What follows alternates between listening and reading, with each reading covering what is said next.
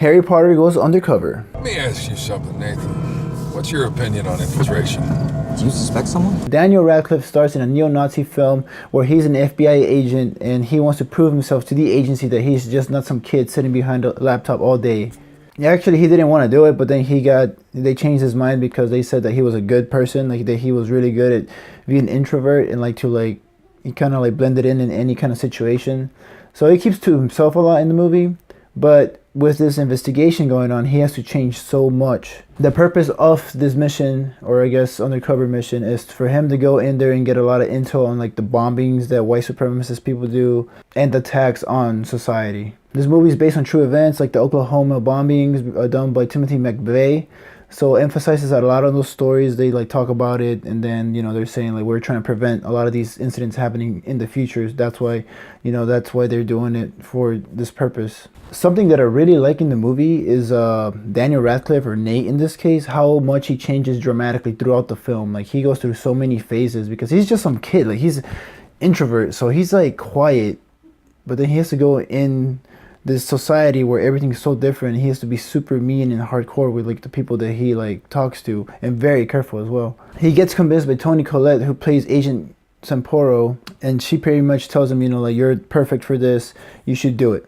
You get to see the good, the bad, and the ugly side of the FBI. So for example, if something bad goes down, they decide not to react on their instinct, but rather on what the media or the public eye is going to say about them. Now the infiltration itself is pretty interesting because he starts off small. He starts off with a small group, and then slowly throughout the course of the movie, you actually get to see him join bigger groups. He joins parades and all these things.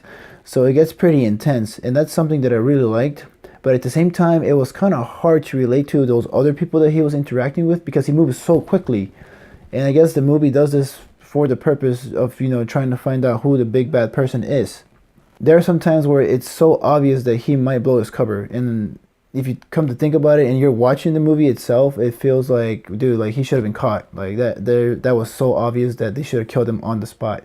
Also, there were some things in the movie itself that weren't fully explained. There's a couple of characters that recognized Nate in the parade, and it's who the hell is he? I don't remember him from the film at all. And then later on, that's it. You don't get to see this character ever again, which kind of sucks because you have so many questions as far as that could have been a good subplot for the movie itself, but they decided not to act on it.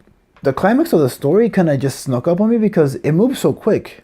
And in a way, I kind of knew who the big bad person was because the whole time Nate's trying to provoke them to do something wrong. That way they can have a purpose on going to catch them. They don't want to just go with no proof. Obviously, they need proof in order to move in and take advantage of all this stuff.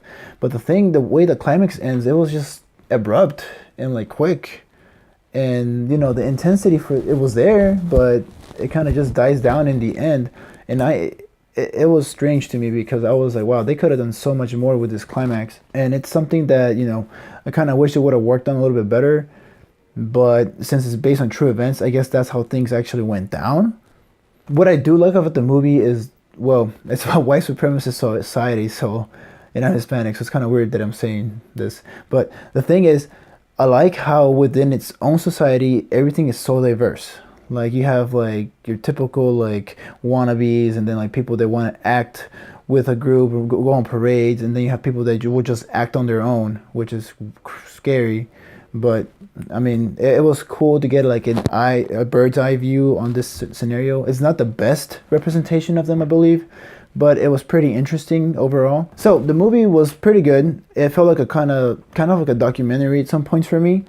And a lot of the performances were very good. Just the plots and subplots were not there for me. But overall, I thought it was a pretty good film. And, Daniel Radcliffe is playing a lot of good, interesting roles this year. Or in the previous years after the Harry Potter series. So I'm really interested in seeing what he's going to do next. I'm going to give this a 3.5 out of 5. It's worth a watch. I really enjoyed it. This was on my list to watch for this year. I just haven't had time to watch it. But if you guys have seen it, let me know what you guys think down below. Leave any movie suggestions for the holidays, or anything in particular that you guys want me to do a review on. Subscribe to the channel, like this video for support, and until next time, guys, stay tuned. It's just, it's like they say at these rallies. You look to the left, look to the right. One of these people is a snitch.